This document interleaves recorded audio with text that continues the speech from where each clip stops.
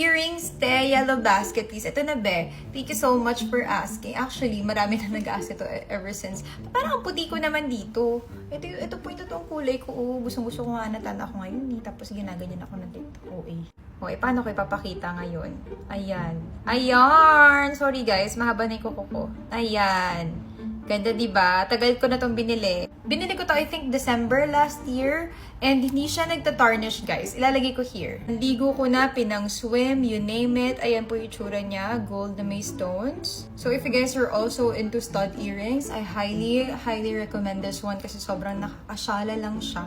Hindi siya yung, alam mo yung loud na accessories. Ako kasi, face card kasi yung laban ko. Hindi naman yung outfit, hindi naman yung accessories. Yung mukha talaga. Kaya kapag meron ka ng face card, ito na. Pag wala, okay. Charot. So anyway, hilig ko kasi yung mga ganyan-ganyan guys. Yung mga gold na may stone. Tulad niyan. Ayan.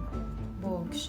Ito yung mga rings ko na lagi kong ginagamit. Nakikita nyo sa mga videos and photos ko.